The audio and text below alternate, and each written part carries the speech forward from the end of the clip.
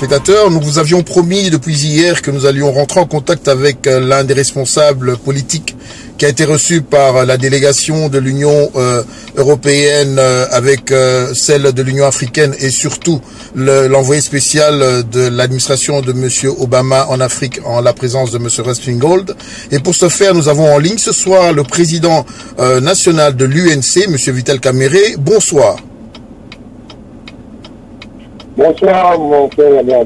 Voilà, nous nous excusons encore de l'heure tardive à laquelle nous prenons contact avec vous, mais il était important que nous puissions avoir de vive voix vos impressions après avoir été reçus par deux fois par ce comité pour dire au peuple congolais à quoi il peut s'attendre et quelles sont les avancées.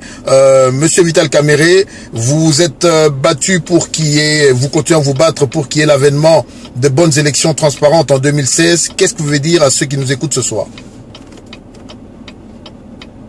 D'abord, nous remercions tous les amis de la diaspora qui ont mené un combat très appréciable. Nous avons l'UDPS, l'UNC et toutes les forces du changement fait une déclaration dans laquelle nous encourageons la communauté internationale à les accompagner parce que ça découle de l'accord cadre d'Addis Abeba que le président Kabila lui-même avait signé de sa propre main, mais aussi de la résolution 2098 du Conseil de sécurité, qui désigne clairement les représentants spéciaux des Nations Unies, au point 14.2, pour offrir ce bon office pour permettre aux Congolais d'avoir un dialogue inclusif. Dans cette déclaration, nous avons aussi notre protestation en direction de M. Kabila, qui ne peut pas traiter les membres de la diaspora de terroristes. Les filles et les fils du pays qui nourrissent à concurrence de 30% les Congolais. Le président Kabila ne peut pas respecter les terroristes. Nous sommes des forces novatrices, nous voulons faire des choses autrement. Exact. Nous avons en effet rencontré les envoyés spéciaux hier. Et nous avions un agenda que nous avions auparavant discuter avec l'UDPS. Et nous avons voulu nous présenter à cette réunion avec une position commune et concertée. Donc, le secrétaire général du l'UDPS, Bruno Mazungu, et le chargé des relations extérieures, Félix Tshisekedi, Diabé Fayou de FAC et moi-même, nous avons présenté aux envoyés spéciaux une position de l'ensemble de l'opposition pour que M. Thomas Louaka, qui était venu à cette rencontre médiatique, il a adhéré sans réserve. Nous avons dit clairement qu'il faut que nous puissions adopter un certain nombre de principes pour que ce principe, adopté par l'opposition de la majorité, et la CENI nous permette de façon personnelle d'avoir de bonnes élections. Mais auparavant, nous avions dit clairement que nous rejetions le calendrier de M. Nabé Malimani, qui était en fait le reflet de la pensée et la parole du président Kabila devant le descendant congrès. Exact. Et que la CENI n'était pas une pièce de résonance du président de la République de la majorité présidentielle. Nous avons donc énuméré un certain nombre de principes. Et le premier principe, c'était le respect de la Constitution de la République démocratique du Congo. Le deuxième principe, c'est le respect des règles du jeu. On ne change pas les règles du jeu pendant la compétition. C'est-à-dire, le gouvernement des provinces, ça sera aux élections directes, mais les députés provinciaux, ça sera au suffrage universel direct. Et nous avons dit aussi, le troisième principe, c'est la neutralité et l'indépendance de la CENI. La CENI, si elle veut être crédible, elle ne doit pas pencher vers un camp. Le quatrième principe, nous avons dit l'implication en amont, pendant et en aval de la communauté internationale pour la crédibilité des résultats des élections. Le cinquième principe, nous avons dit, c'est la neutralité de l'armée, de la police, de la justice, et de l'ANR et de l'administration publique, parce que nous savons que ces services sont toujours interférés dans les élections en faveur du cas présidentiel. Exactement. Le principe, nous avons dit, nous devons nous mettre d'accord sur le fait que nous tous, majorité comme opposition, devons créer un climat apaisé de par nos déclarations des actes, c'était les libertés individuelles de tout un chacun. Et ceci nous a permis de critiquer sévèrement le Canada de l'Israël mental que nous avons rejeté. Et nous avons dit que les élections locales, maintenant les organiser, c'était un prétexte et une astuce pour Manu et la majorité présidentielle de retarder l'échéance de 2016. Parce que ça sera 7500 bureaux de vote. Et nous savons qu'à ce moment, il y a des conflits entre groupements, il y a des conflits sur les limites des provinces. Et donc, on ne peut pas, des limites des groupements, on ne peut pas, avec tout ce conflit-là, aller se justifier dans les élections locales. On ne sait même pas quelles sont les populations respectives de chaque groupement. Il y a des conflits au niveau de succession. Et pour rappel, les Hervé doivent savoir que la guerre de l'Itourie est partie d'un conflit cadastral de terre entre le Réma et le Lendi. Et donc, M. Lamé Maloumane Kabila va mener dans le Bekassai et dans le Kivu, partout où il y a des conflits entre groupements, dans des guerres, non pas interethniques, mais claniques. Et là, le Congo va ressembler vraiment à un Brésil qui va brûler toute l'Afrique centrale. Nous avons dit, nous n'acceptons pas non plus les élections locales parce que tous les territoriaux, en partant du chef de développement jusqu'au président de la République, tous sont de la famille présidentielle. Et donc, dans cet environnement, donc Kabila veut démontrer à la communauté internationale en disant de la tricherie, voilà, j'ai eu le plébiscite, j'ai gagné partout, et pourquoi vous m'empêchez de remplir la ministère? Et donc nous bloquons cela.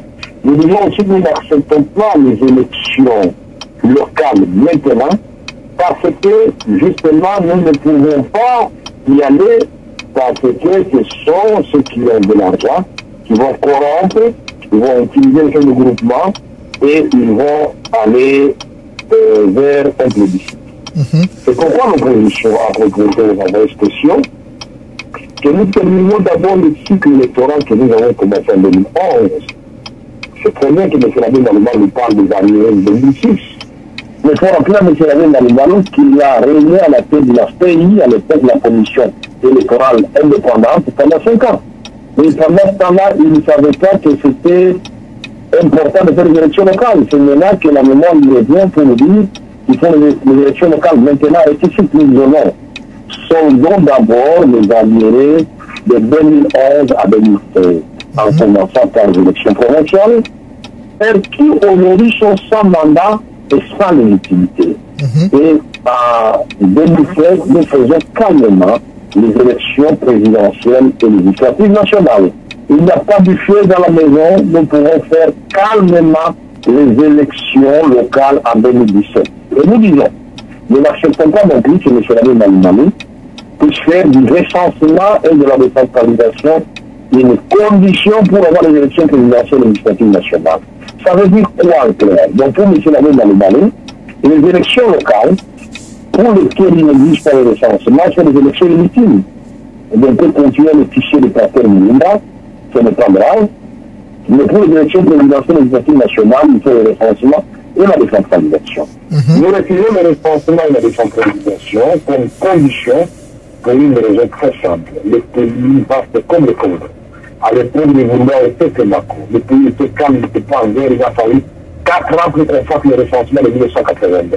Et maintenant que le pays est presque amputé d'une bonne partie de l'Est, et que le pays n'est pas gouverné du tout et de façon irresponsable par ceux qui sont au pouvoir maintenant, il faudra 5 ans pour faire le recensement. Et la décentralisation, nous savons que la question de Colombie divise le Katanga entre le Haut-Katanga et la Lomami, et nous savons très bien qu'aujourd'hui, si on fait la décentralisation, ça résout le problème du sort de Colombie, ça résout le problème du sort du Haut-Katanga qui va se voir coupé et enclavé parce que les rails qu'on avait promis, la réhabilitation n'est pas du tout réhabilité. Les rails continuent à tuer, les rails continuent à faire dérailler les trains. Donc le monde Katanga n'est pas non plus d'accord avec la décentralisation. Alors comment dans ces conditions-là, M. Labé Maloumane, qui est non intelligent, que nous présenter une feuille de route, et il dit très bien, nous faisons une élection des élections, c'est-à-dire les élections locales, et pour le reste, il faut absolument le recensement et la décentralisation.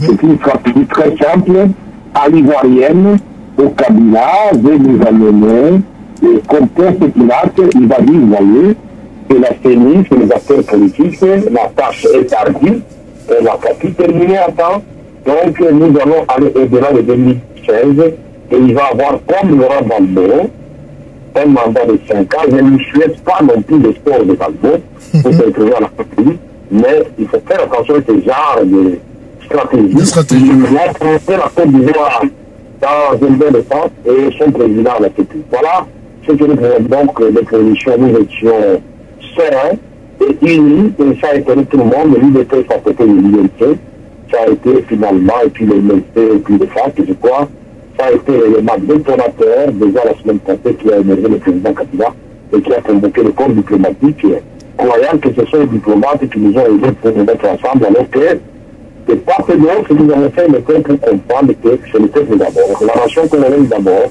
et que tous ceux qui font du bruit, dans la diabolisation de Cameroun ou de Tshisekedi de Félix, ces gens-là ne branlent pas au président. Ce qui nous importe pour le moment, c'est de nous battre pour une solution d'un Congo, de la grandeur du Congo, et sortir de ce peuple de l'esclavage où se trouve plongé. De tout le reste, n'est que du torche.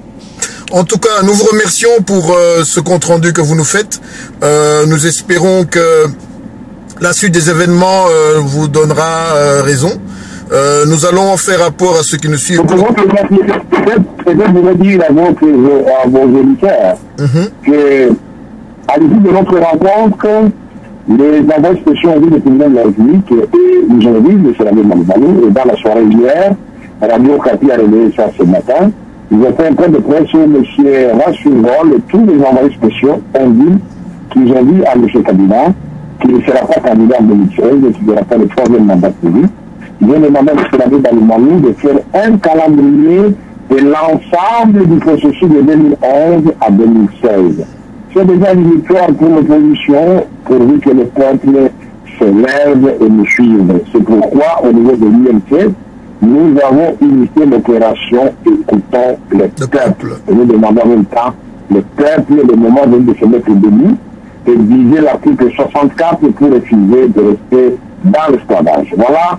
Et je salue tous les auditeurs et tous les membres de la diaspora qui nous suivent en ce moment. Nous allons continuer, malgré, et moi j'adore les critiques des uns des autres, et puis c'est ça qui nous permet d'aller de l'avant. Ceux qui veulent me critiquer, j'accepte la critique constructive. Et ceux qui veulent me diaboliser, je dis, bon, c'est un péché, Dieu sait quels sont les arrivés tous ces gens-là. La diabolisation, ça n'a jamais été un argument pour les gens intelligents, ça a toujours été un argument des gens faibles.